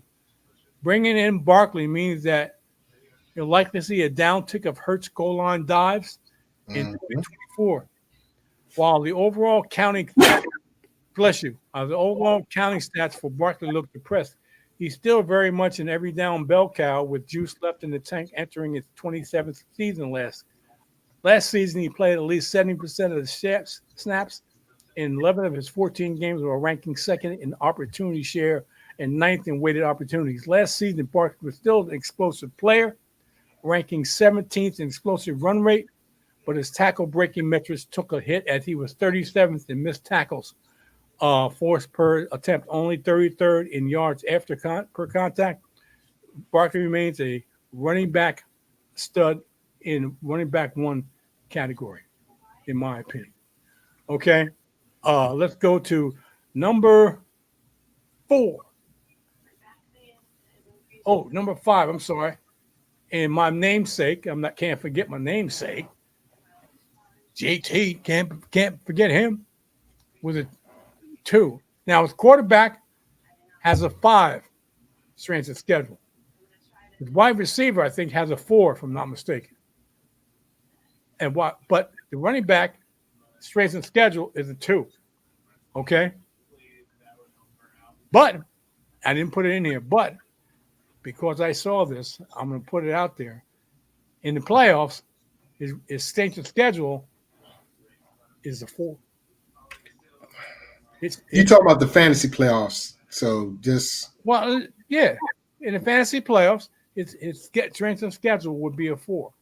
So it was a weird year for Jonathan Taylor all around, from contract disputes to injuries. We rarely got to see Taylor fully ramped up and healthy last year. Entering his age 25, I can't believe he's only 25. Taylor remains firmly in the prime of his career, and I agree with that. In weeks 17 to 18, he handled 21 touches per game, churning out 99.4 total yards per game. While many of his efficiency metrics was depressed last season, Taylor still ranked 13th in yards after contact per attempt, which tells me all I need to know. He's still one of the best backs in the league, It should remain a locked-in running back one while after finishing last season as a running back 12 in fantasy points per game. A rushing attack. Taylor, Anthony Richardson should be a nightmare for defensive coordinators this season. Okay? Let's move on to Jamar Gibbs. I'm not as high on Jamar Gibbs as I was. I still see him as a running back 4 here, but he's an injury risk. He's a high risk of injury. I'm just telling you, people. I understand a lot of people like him. A lot of people may draft him in the first round. He's a high injury risk. Okay? I just want to put that in there. Now, some people said the Lions were full for selecting Gibbs in the first round.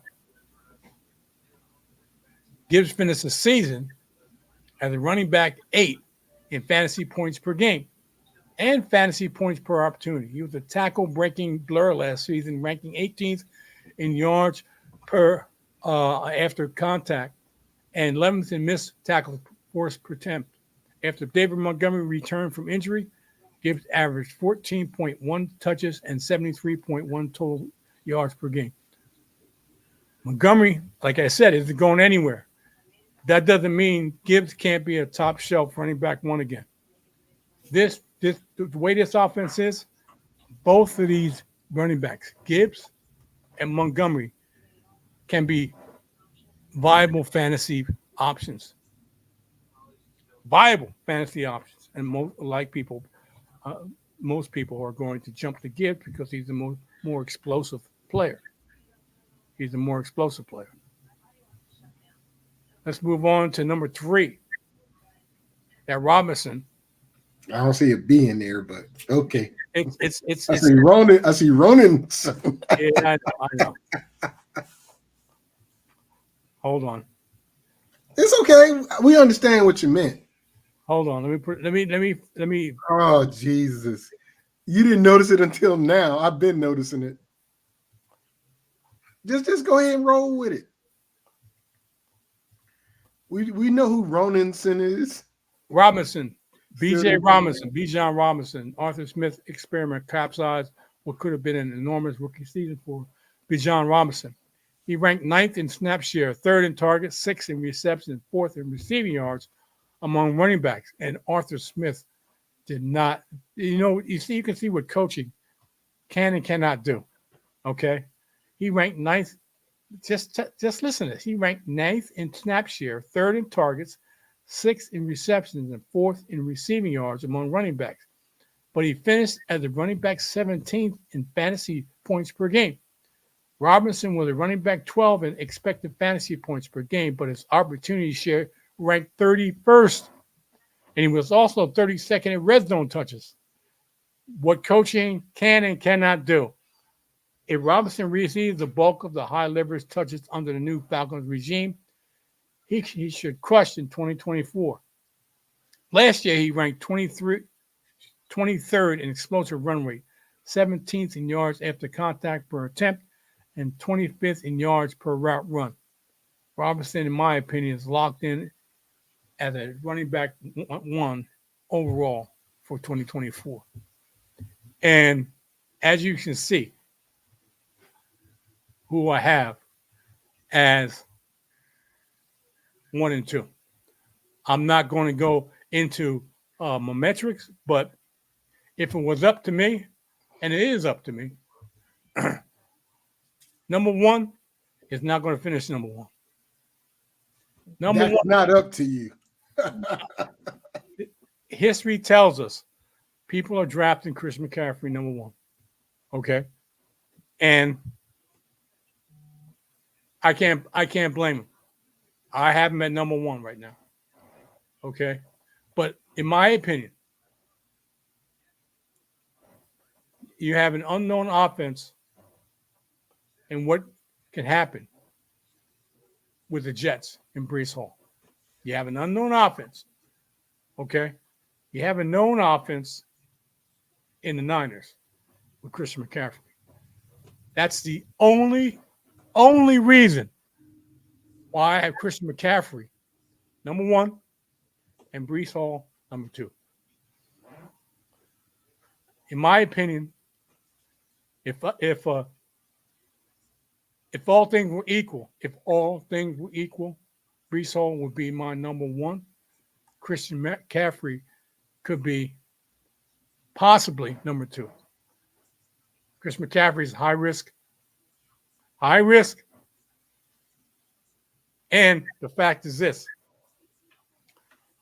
if I'm not mistaken, he had a career year. Okay? And most people are jumping because it was Christian McCaffrey with a career year. That's why they drafted him number 1. Okay? I think Brees Hall, 23 years old, prime of his life, football life, is possibly number 1. Chris McCaffrey is hitting that dreaded 28 years old.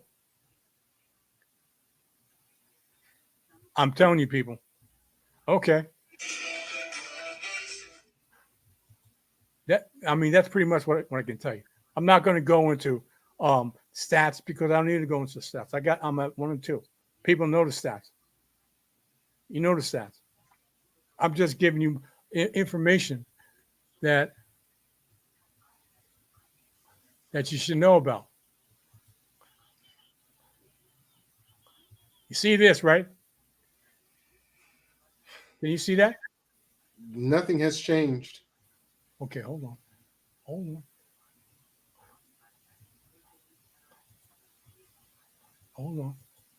Okay.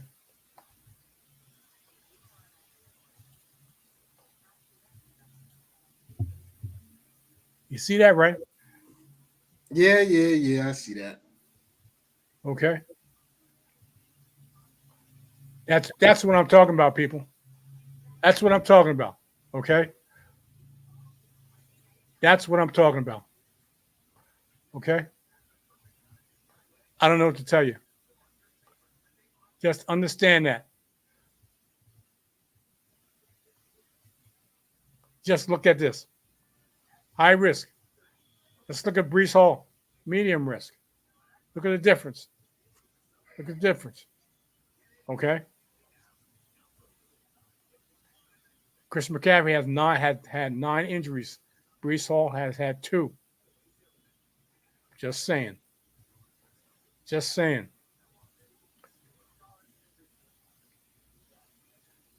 2 years ago. Okay? That's all I'm saying.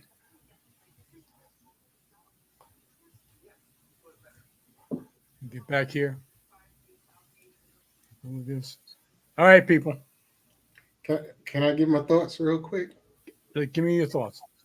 So, I don't disagree with your top 9, except for a few things. I believe Pacheco should be above Kyren Williams, just my thought process. But outside of that, I think you have it in the right order of actually I would flip-flop Taylor and Gibbs. Only because I can argue with that. Only because after watching Richardson, the RPO game is going to be good, but Richardson's going to throw a lot of interceptions. Mm-hmm. And because of his RPO game and the threat of him running, Taylor's going to have way more lanes to run through. I look at him like Alfred Morris back with Washington when RG3 came into the league, except a lot more talented. So that's about it. But you can show all those medical things, but remember, Brees Hall has serious medical injuries that he's coming back from, or he came back from. Whereas, as you like to point out, CMC had soft tissue injuries. So he doesn't have or didn't have any major problems. Excuse me. Granted, nothing's going to happen until Trent Williams comes in. When Trent Williams comes in, then that offensive line is going to move. Then he's going to get the stuff he needs. Until then, excuse me, CMC might have a hard way to go along with the rest of the 49ers. But I don't have that much difference in what you have there. Okay. I would like to share the 2 drafts I had. And TSA did ask about you, just to let you know. Really? Yeah. What kind of negative things did they say about me? No, nothing negative. Okay. Eric just asked how you were doing. Okay. They about to kick this one dude out because he didn't even show up to the draft. Oh wow! And he doesn't even talk. So, and now he's in the chat trying to defend himself, but he's getting kicked out. So there'll be an opening next year. Just letting you know. I don't know if they want me back. They do. Paris wants you back. Yes, Paris seems like a decent dude, man. I mean, he is. It's just the rest of them are. Anyway. Okay. But I wanted to share these drafts with you if you didn't mind. No, go ahead. Go right ahead. Let me get my trusty pencil out here. So it's 3 drafts I did. All right. I'm going to tell you the parameters of each league. Okay. Let me start off with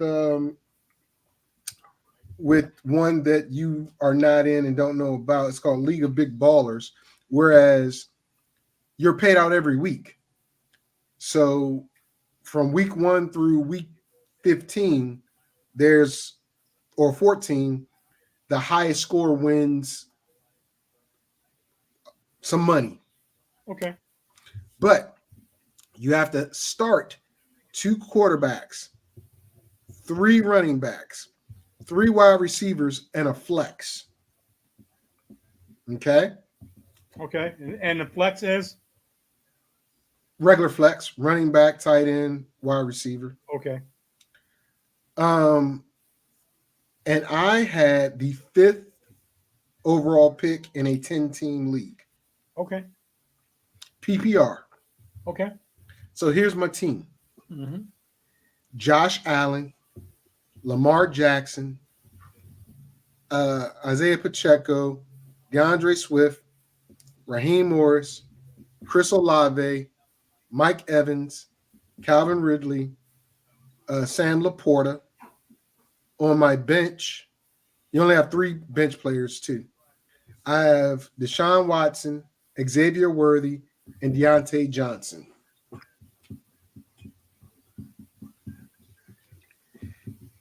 Oh, now, really? Yeah.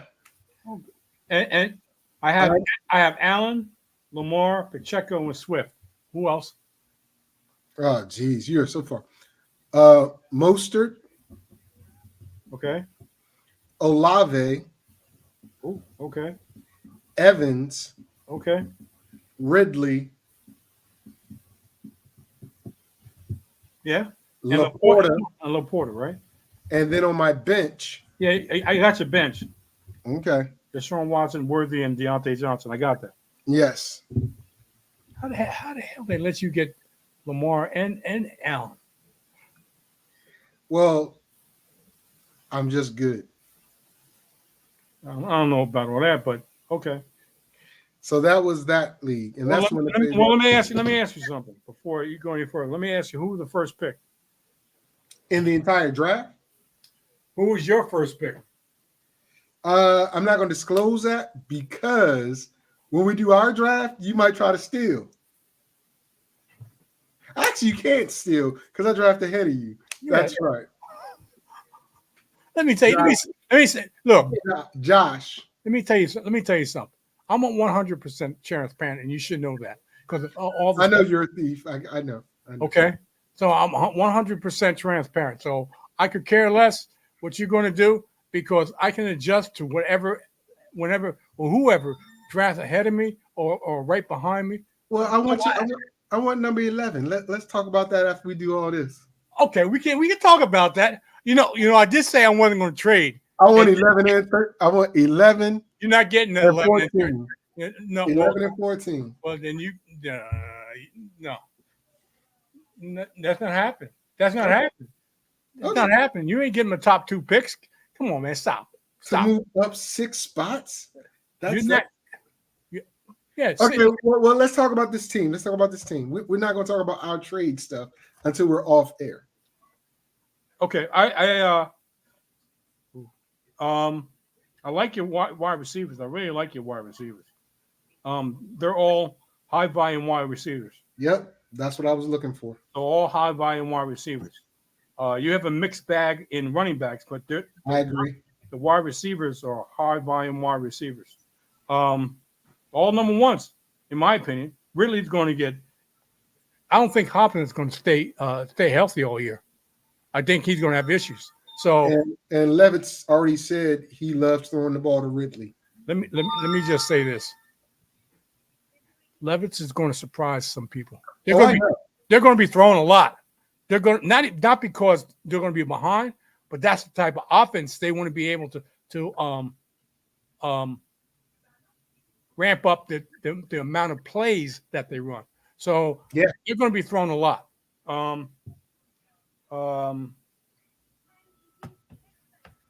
only one I don't like, and I haven't liked him since he came into the league. I don't think he's a good back at all. DeAndre Swift. It's fair. It's fair. At that time, there was a run on running backs. That's why I went heavy at wide receiver and got the receivers I got. Okay. Because they were just picking running backs. And I was like, okay, you know what? There's enough running backs that I can grab that will be productive. And I can get these surefire number one receivers. They're going to get at least 7-8 targets a game. Well, I got a curious. I'm curious. I'm really curious about your bench. There are only 3 players. I know that. I'm really curious about one player on your bench. Look, the massage guy, he's there because I got to have 2 quarterbacks. And if you go into this without getting a third quarterback for a bye week, you're screwing yourself because you have to start 2 quarterbacks. Okay. And the fact that he was skipped over, I got him like in the, I'm going to say the 12th round, something like that. I can believe that. Because of what he's been doing or has not done in the preseason. And the fact that they benched him and stuff like that. Whoa. I got to back up. You can't say bench him because benching means they did something on purpose.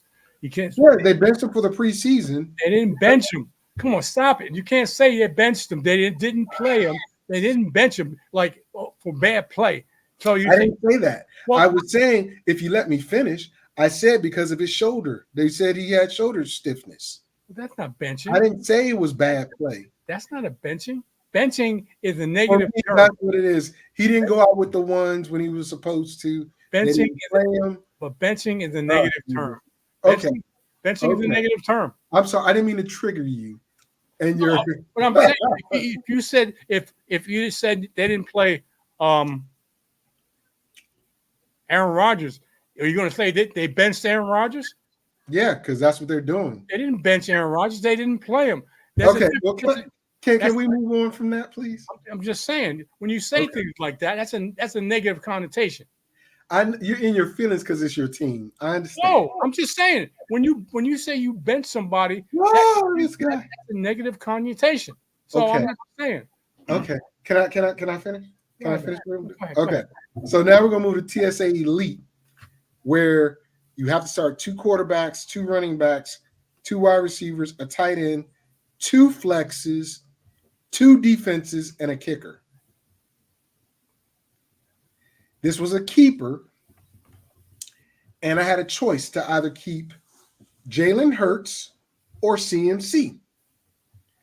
I kept CMC. And I had the 2nd overall pick. Well, that worked out in your favor. I had the 2nd overall pick in a 10-team league. That worked out in your favor. Okay. All right. There weren't that many quarterbacks out there, but here's my starting lineup. Aaron Rodgers, Kyler Murray, Christian McCaffrey, Alvin Kamara, Tyreek Hill, DJ Moore, Dalton Schultz. Stop. Well, I don't want you to go through your whole roster and to have you repeat it. So I want you. Oh, okay. Where did I lose you at? A-Rod, Kyler Murray, and I know you have CMC. Go ahead. Alvin Kamara, Oh. Tyreek Hill. Wait a minute.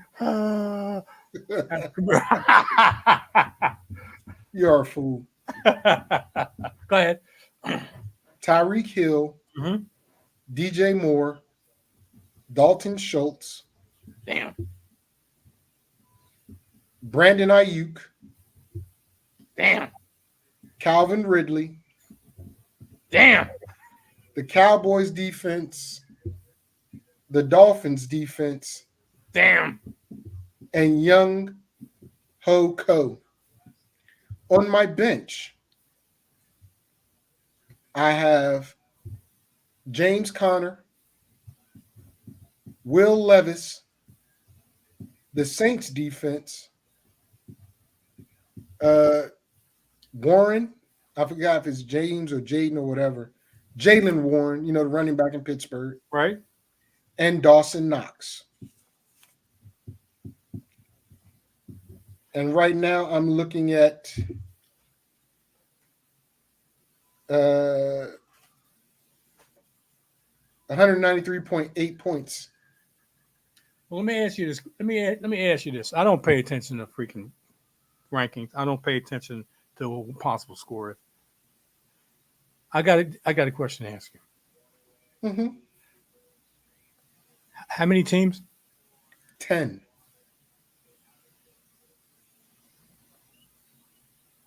I got one word for your roster. Got one word for your roster. Championship. Yeah.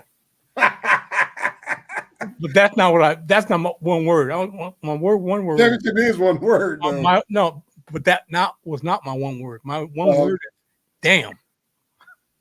That's my one word. Damn. Really? Yeah. Really? Damn. I told you I was high on Kyler. So CMC and Alvin Kamara. Oh my God! You gotta be kidding me! And Tyreek Hill, Calvin Ridley, and Brandon. Come on, man! Really? What? What? Yeah. Yeah.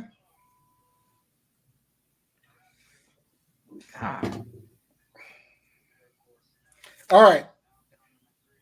So I take it that's all you got to say about that. You don't have anything else to say about that one? That's a very good. That's a very good pickup, man. I mean, you must have got. Wait a minute. You got Hill. I was the second pick. Yeah, you got Hill in the second pick. You got Kamara. No. You got Kamara in the third round. No, I did not get Kamara in the third round. You didn't get him. You got him in the fourth round. No, I did not get him in the fourth What? round. Hold on, I'll tell you. I got Kamara late, bro. What? Sixth or seventh so round? I'll tell you what I did. First round is the keeper, right? Yeah. So that's CMC. Right. After that, I did Tyreek Hill. Right. No brainer. Aaron Rodgers. Okay. Kyler Murray. Really? Back to back? Yeah. Okay. Because remember, it went down, came up, and then went back down. Okay. Okay. Go ahead. I think I got DJ Moore, and then I got Brandon Ayuk, and then I got Alvin Kamara. You get Brandon Ayuk in the sixth or seventh round? Yeah. Come Hold on. I'll tell you draft recap. I'll tell you real quick. Let me go by my team. So, no. I got Kamara in the fifth. I got Ayuk in the seventh. So it was, yeah, I got McCaffrey, Hill, Rodgers, Murray, Kamara, DJ Moore, Ayuk, Ridley, the Cowboys, Connor, Dolphins, Levitt, Saints, Schultz, Warren, Koo, Knox. You have a very strong team. I believe I do. And the last one. Hold on. Okay. Another sheet of paper. Yeah. So this one, also a keeper, 14 teams. Okay. I had the number 1 overall pick. Just in Paris's league? Yes. And this is where you have a quarterback, 2 running backs, 2 wide receivers, a tight end, a flex, an offensive player, which is a super flex pretty much, a defense, and a kicker. And last year I didn't have a great team, but I kept Saquon Barkley. Okay. So here we go. Josh Allen, Saquon Barkley, Najee Harris, Mike Evans, Brandon Ayuk. Tell me when you need me to slow down or something. No, I'm good. You got Brandon. You go ahead. Dallas Goedert, T. Higgins, Matthew Stafford, the Browns defense, Cairo Santos. On my bench, Zach Moss, Jacoby Myers, Darnell Mooney, Taysom Hill, Rico Dowdy. Now, caveat, I'm in the process of trying to obtain St. Brown. Amon-Ra? Amon-Ra. You trying to trade somebody that's going to trade their first round pick? They want a particular player. They want Brandon Ayuk. No. Are you going to trade 1 for 1? Possibly, if we can. But if not, we were in discussion for Mike Evans and Myers for St. Brown. But if that doesn't work, then I'll just keep what I got. What they want Ayuk? Yes, I said I'd do 1 for 1, but they were like, nah. We'll give him Ayuk and Moss. He don't want Moss.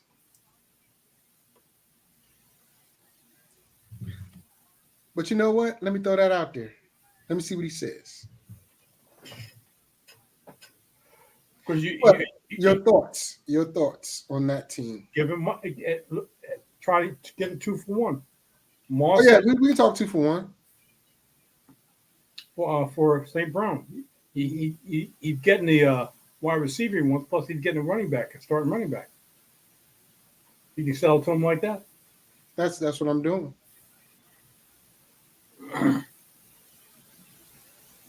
See what happens. But your thoughts, young man, your thoughts. That's not bad. Not bad. I like the the running backs. You got Najee Harris and Barkley. Okay.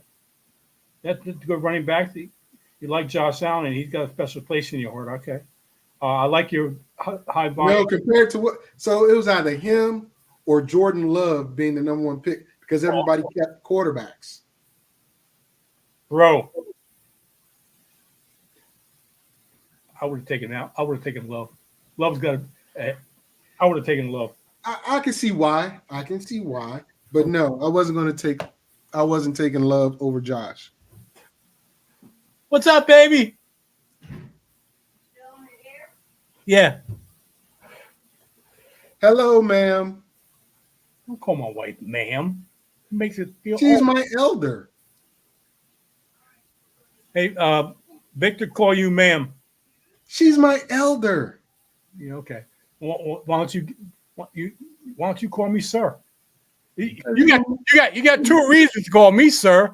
No, you got 2 reasons to call me sir. You're my friend. You got 2 reasons to call me sir. I'm gonna tell you right now. I'm gonna call you something else. What is that? A harmonica? I don't know what that is. I don't know what that is. Your background is taking over. Dude, we can't see a thing other than your fingers. What is it? It's a nameplate of what? We can't read the nameplate, dude. The captain? The captain of what sinking ship? What sinking ship? I just want to know what that is. All right, people. Next week, I won't be here. Okay, I have one draft that's going to take place that I'm running, and so there's no way I can be here and do a show at the same time, especially when it's not part of the show, like we're going to do next week. I'm going to give Mr. FSP his opportunity to promote his fantasy sports and politics show on Saturday, and then I'll finish it off with mine. Mr. FSP, Thank you. I appreciate that. Next Saturday, on the 31st of August, 10 a.m. Pacific, 1 p.m. Eastern, Fantasy Sports and Politics will be doing a live fantasy draft on air, to give you what you need. Your fantasy juices will be flowing. It's the Neighborhood Street Football League, and JT has the 11th pick. I have the 5th, 6th. Right in the middle. A dreaded middle pick. Ooh. Oh. I get a bad taste when I hear that. Oh. I should have did that. But it's not a bad taste. Anyway, you can move up to it if you want. We'll talk about it. But yeah, we're doing the draft live on air. Hopefully, there'll be more than just me and one other person and JT, so we can talk to each other and give each other crap. You guys will see my screen. That means I won't be able to queue players up because I know some people like to steal the players I queue up. I'm not going to. I don't steal players. People. But when you hear that, listen to me. Listen to me. I'm going to interrupt you here. Listen to me, people. Oh, gosh. First of all, Mr. FSP doesn't want me to give that one finger salute on his show. What? This isn't a one, dude. Yeah, I'm scratching my eyes. What are you talking about? So don't give me that one finger salute on my. I didn't give you this one. I gave you this one. Well, I know what you meant. I know what you meant. I was doing this. I was cleaning my eyes. Anyway. I was pointing at you. This is in relation to drafting, and this is my golden rule. If you take a player in your draft, it's not stealing. It's only stealing if you had the player and you took him from some other person. But if the person never had him in the first place, it's not stealing. I'm just saying. Just saying. All right, people. Next Sunday, like I said, won't be here. I'll be here the following Sunday, which would be the 8th, the 9th, the 8th of September, the first weekend of the NFL. 10 a.m. Eastern Standard Time. I'm going to give you starts, slips. Starts, sits, and sleepers, people. I'm going to give you starts, slips. Damn. You can't even get it out. Starts, sits, and sleepers for the first week of fantasy football. Yes. And each and every week that the regular season and fantasy football is going along, including the playoffs, I'm going to give you starts, sits, and sleepers. Slow down there, buddy. So, and with that being said, enjoy the weekend and do your research. The following information, the information I got was from draftsharks.com. The following information I showed you about, Following or previous? huh? Following means you're going to show it again. I'm sorry, the previous, thank you. The previous information I showed you was from draftsharks.com. Very informative. And if you're a numbers person and you like to get as much information without overload, I suggest you go to draftsharks.com. In that case, see you 2 weeks from now. Enjoy your drafts and do well. See ya.